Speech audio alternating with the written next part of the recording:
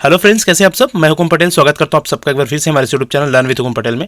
चलिए तो फिर आज से हम सीडीपी का क्लास 1 स्टार्ट करने वाले हैं जल्दी से आप लोगों का, क्योंकि एग्जाम बहुत जल्दी होने वाला है तो जल्दी से पूरा सीडीपी की क्लासेस खत्म करेंगे। आज हम पढ़ने वाले हैं विकास की जो अवधारणाएं हैं, आपका चैप्टर नंबर 1 विकास का परिचय। उसके अंतर्गत जितने भी मेन पॉइंट है, जितने भी इंपॉर्टेंट चीजें हैं आपके एग्जाम की, उसे उसको देख लेते हैं। आप सभी हमारा चैनल सब्सक्राइब करके जरूर रख लीजिएगा। चलिए फिर वीडियो स्टार्ट करते हैं। सबसे पहले देख लेते हैं कि अभिवृद्धि या विकास दोनों में क्या क्या अंतर है और इससे एक्चुअल में होती क्या है। तो देखिए, सबसे पहले बात करते हैं अभिवृद्धि का। तो देखो, जब भी हमारे शरीर या संरचना में कोई या हमारे आकार में कोई वृद्धि होती है या बढ़ोतरी होती है तो उसको हम बोलते हैं अभिवृद्धि या वृद्धि, है ना। अगर दोनों में हम अंतर देखें तो वृद्धि होना मतलब बढ़ना, ठीक है, और विकास होना मतलब क्या होता है, विकास होना मतलब कुछ चीज़ें सीखना, कुछ नई नई चीज़ें हमारे हम में आना, है ना, वो हो जाएगा विकास। तो वृद्धि और विकास में बेसिकली यही अंतर है।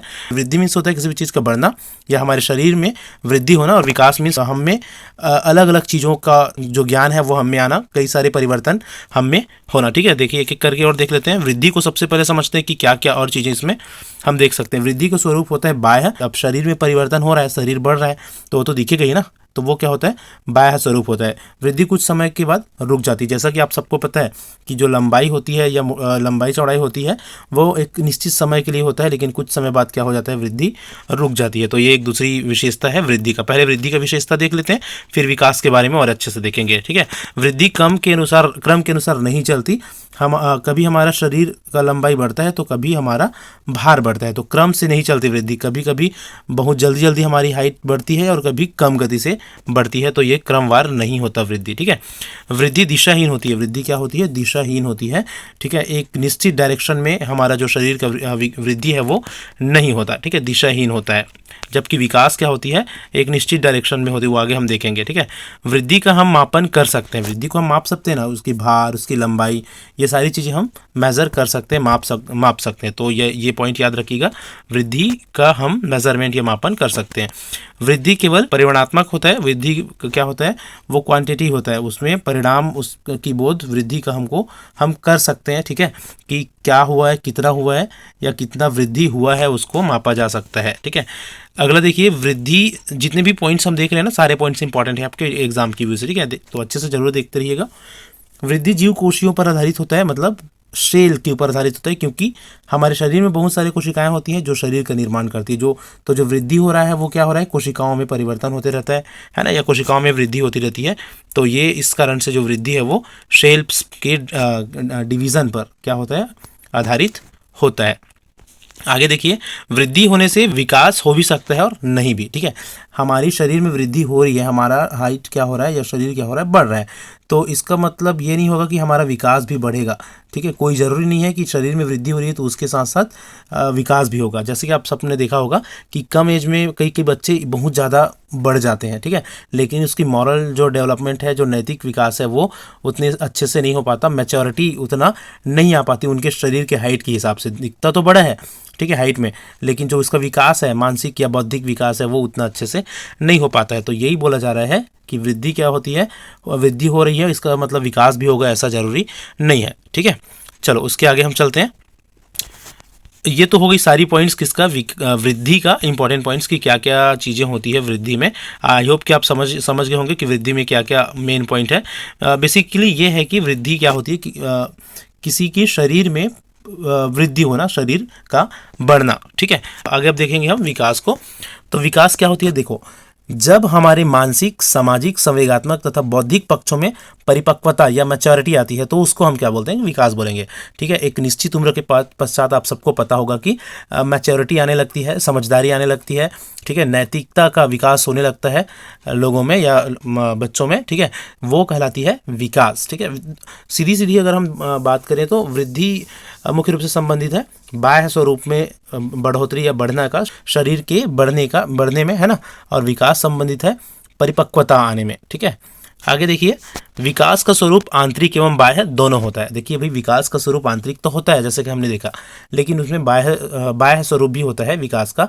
वो कैसे, देखिए, एक तो हो गया मस्तिष्क का विकास और एक होता है भाषा ज्ञान का विकास, ठीक है। मस्तिष्क का विकास मतलब हमारी इंटेलेक्चुअल कैपेसिटी है, वो उसमें बढ़ोतरी होती है ना, और हमारी भाषा ज्ञान में भी विकास होता है। अब भाषा ज्ञान में विकास हो रहा है तो हम उस भाषा का यूज़ करके क्या कर रहे हैं, अपने आप को एक्सप्रेस कर रहे हैं बाह्य रूप से, तो वो भी हमारा एक तरह का विकास हो गया। और मस्तिष्क में विकास मतलब हमारी जो इंटेलेक्चुअल क्वालिटी है ना, हमारी सोचने समझने की जो शक्ति है, पावर है, वो बढ़ता है, तो वो हो गया इंटरनल डेवलपमेंट। ठीक है, आगे देखिए, विकास जीवन भर चलने वाला प्रक्रिया है। देखिए भाई, जो विकास की प्रक्रिया है वो जीवन भर चलती है। हम अपने पूरे लाइफ टाइम में कुछ ना कुछ सीखते रहते हैं, कुछ ना कुछ परिवर्तन या अच्छी चीज़ें में हमारे मस्तिष्क में आते ही रहता है। तो इस कारण से हम बोल सकते हैं कि विकास क्या है, वो जीवन भर चलने वाली प्रक्रिया है। ऐसा नहीं कि एक समय के बाद हम कुछ नहीं सीखना छोड़ देंगे या कुछ नया चीज़ हम नहीं सीख पाएंगे, ऐसा बिल्कुल भी नहीं होता।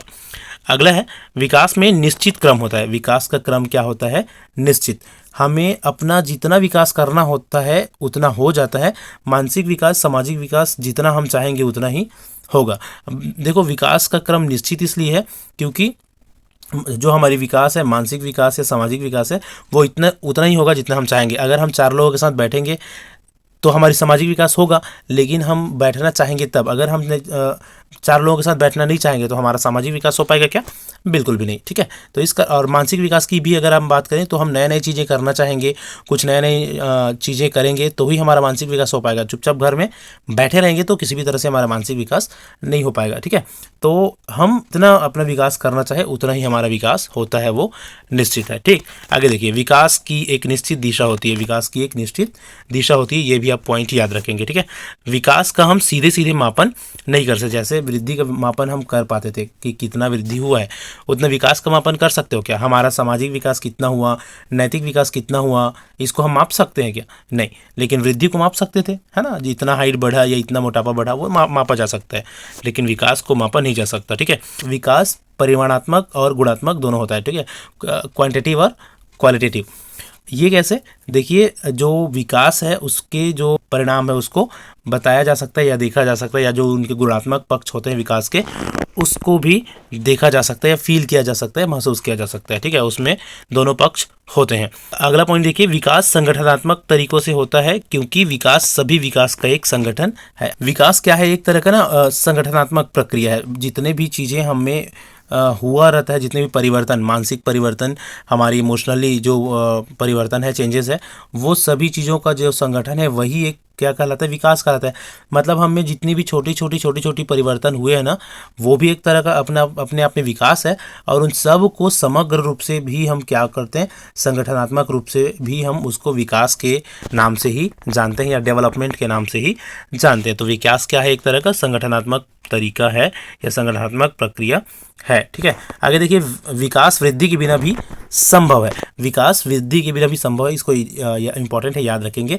क्योंकि कुछ व्यक्तियों का आकार छोटा, ऊंचाई या भार कम तो रह जाता है, लेकिन उनमें नैतिक विकास, सामाजिक विकास और बौद्धिक विकास अवश्य होता है। ये आपने देखा होगा, बहुत सारे ऐसे लोग देखे होंगे कि जिनका हाइट तो छोटे रह जाता है ना, लेकिन उनकी जो नैतिक विकास है और जो सामाजिक बौद्धिक विकास है वो हो जाता है सफिशिएंट, जितना एक ह्यूमन बीइंग के लिए होनी चाहिए उतना। ठीक है, तो ऐसा कहा जा सकता है कि विकास क्या है? विकास वृद्धि के बिना भी संभव है। तो ये तो हुए कुछ important points, important factor Vikas and वृद्धि के ऊपर, जो आपके एग्जाम्स की उससे इंपॉर्टेंट है। अब अगला हम देखेंगे विकास के विभिन्न आयामों को या विकास के विभिन्न प्रकारों को, कि कौन कौन से विकास के आयाम हो सकते हैं। तो देखिए, पहला तो हो गया शारीरिक विकास। ठीक है, पहला क्या हो गया? शारीरिक विकास, मतलब फिजिकल डेवलपमेंट। जो भी विकास हमारे फिजिकली हम में हो रही है वो हो गया फिजिकल डेवलपमेंट या शारीरिक विकास। ठीक है, और दूसरा है गत्यात्मक विकास। ठीक है, इसको गामक विकास भी बोलते हैं, इंग्लिश में इसको मोटर डेवलपमेंट बोलते हैं। यह एक तरह से बालक के शारीरिक विकास से ही जुड़ा है। शारीरिक विकास मतलब यहाँ पर जो शरीर के जो पार्ट्स है, अंग है, उसकी बढ़ोतरी से नहीं है, वो तो ग्रोथ है, वो तो अभिवृद्धि है। शारीरिक विकास मतलब होता है जो हमारे शारीरिक अंग है उसका जो यूज़ है उसको सीखना या उसमें विकास होना। ठीक है, जैसे हम बच्चे होते हैं वो एक समय के बाद बहुत सारे शारीरिक गतिविधियों के माध्यम से सीखते जाते हैं नई नई चीज़ों को करना। ठीक है, शारीरिक अंगों के माध्यम से या अपने बॉडी के थ्रू जो भी बहुत सारे उनको काम करना है वो सीखते जाते हैं, वो कहलाता है शारीरिक विकास। तो शारीरिक विकास के बाद दूसरा है गत्यात्मक विकास। यह एक तरह से बालक के शारीरिक विकास से ही जुड़ा है, लगभग शारीरिक विकास जो अभी हमने पढ़ा ना ऊपर उसी तरह से ही है, लेकिन इसमें मसल्स या जो हड्डियां होती हैं उसकी क्षमता और उन पर कंट्रोल करने से संबंधित है ना। गत्यात्मक विकास किससे संबंधित है? हमारे मसल्स और हड्डियों के कंट्रोल से, मतलब कुछ कुछ काम जो हम मसल्स या हड्डियों के बेस पर करते हैं वो काम का विकास होना या वैसे काम को सीखना गत्यात्मक विकास या मोटर डेवलपमेंट कहलाएगा। ठीक है, गामक विकास में बालकों के चलने, दौड़ने, कूदने, भोजन करने आदि विषय को शामिल किया गया है। जो गत्यात्मक विकास है ना, उसमें चलने, दौड़ने, कूदने, भोजन करने, इस तरह से कुछ कुछ जो काम होती है उसको शामिल किया गया है किसमें, गत्यात्मक विकास में।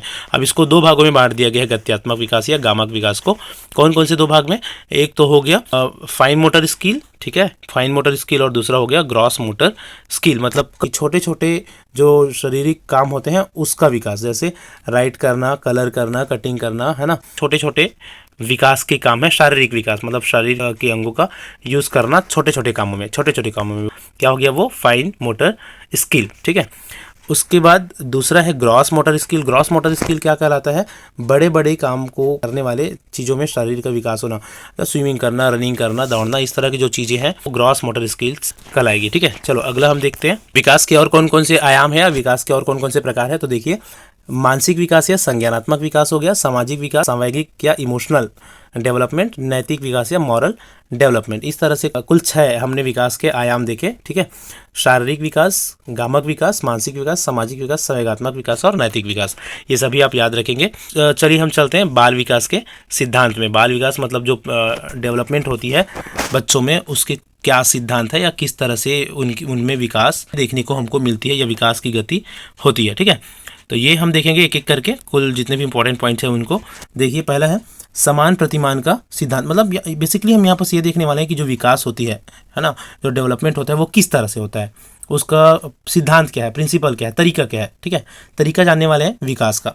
तो देखिए, पहला तरीका है या पहला सिद्धांत है समान प्रतिमान का या प्रिंसिपल ऑफ यूनिफॉर्म पैटर्न। ये क्या है, इसके अनुसार प्रत्येक जाति अपनी जाति के अनुरूप विकास के प्रतिमान का अनुसरण करती है। भी जातियां हैं इस दुनिया में अलग अलग जातियां, वो सभी अपनी जाति के अनुसार ही उनमें विकास होता है, चाहे वो शारीरिक विकास हो, मानसिक विकास हो या सामाजिक विकास। जितना विकास का तरीका उनके जातियों के द्वारा अभी तक अपनाया गया है, जितना विकास उनमें हुआ है, लगभग वही प्रतिमान या वही सिद्धांत या वही तरीका उन लोग अपने विकास के लिए अपनाते हैं और उतना ही विकसित उन लोग हो पाते हैं। ठीक है, जैसे मानव देखेंगे तो मानव जितना विकास मानव जाति में होता है उतना विकास एक मानव जाति में संभव या दूसरे मानव जाति में संभव है। ठीक है, चलिए आगे देखेंगे विकास की दिशा क्या होती है। विकास की दिशा का सिद्धांत, विकास की दिशा का सिद्धांत है ना, मतलब जो विकास होती है वो किस दिशा में होता है, विकास होती है वो किस दिशा में होता है, बहुत इंपॉर्टेंट पॉइंट है, एग्जाम में आते हैं, देख लीजिए। विकास की दिशा सिर से पैर की तरफ चलती है, इसको आप याद रखिएगा। ठीक है, एग्जाम में कई बार पूछा गया है, विकास सिर से पैर तक, मतलब सिर से स्टार्ट होकर हमारे पैरों की ओर जो विकास की गति है वो चलती है। जब हमारी विकास की दिशा सिर से पैर की तरफ हो तो इसे क्या बोलते हैं, मस्काधोमुखी। ये नाम याद रखिएगा आप। ठीक है, मस्काधोमुखी बोला जाता है।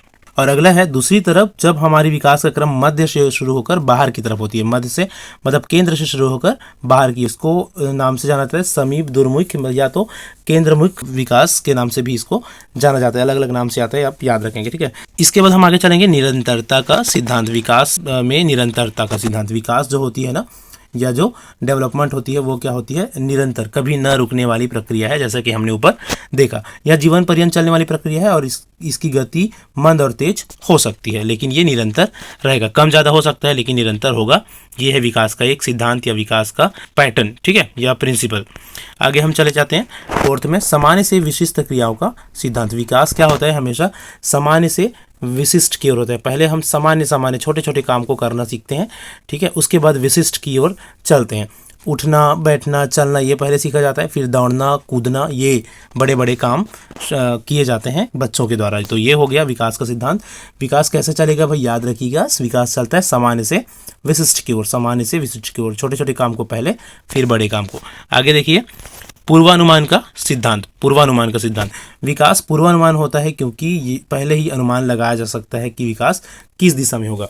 अब किसी भी चीज का, चाहे हम बात करें बच्चों का या किसी एनिमल्स का, उनके जाति विशेष को देखकर यह अनुमान लगाया जा सकता है कि उसका विकास किस दिशा में और कितना होने की संभावना है। ठीक है, तो इस कारण से ये इसको पूर्वानुमान का सिद्धांत भी बोला जाता है। जैसे कोई ऐसे पर्सन है जिनके जो पेरेंट्स है वो किसी स्पेशल काम को करते हैं या किसी स्पेशल चीज़ों में उसने अपना विकास किया हुआ है, स्पेशल दक्षता उसमें है, तो ये अनुमान लगाया जा सकता है कि वो बच्चा भी उस स्पेशल चीज़ में दक्ष हो सकता है। ठीक है, तो इस तरह से जो विकास की प्रक्रिया है वो उसमें प्रेडिक्टिबिलिटी या पूर्वानुमान होता है ना, तो इसको आप याद रखेंगे।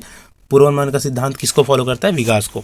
एकीकरण का सिद्धांत देखिए, बच्चों में एकीकरण का गुण पाया जाता है।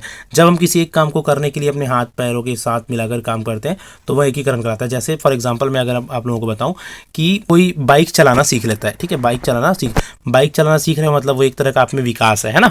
तो बाइक चलाना सीख रहे हैं तो उसमें विकास में ना एकीकरण का भी सिद्धांत पाया जाता है। बाइक चलाना सीखने के लिए हमारा जो पूरा शरीर है उसमें क्या हुआ है? एकीकरण का गुण पाया जा रहा है। हाथ पैर ये सभी एक साथ मिलकर एक निश्चित काम को करना सीख रहे हैं। कौन से काम को? गाड़ी चलाना को, ठीक है।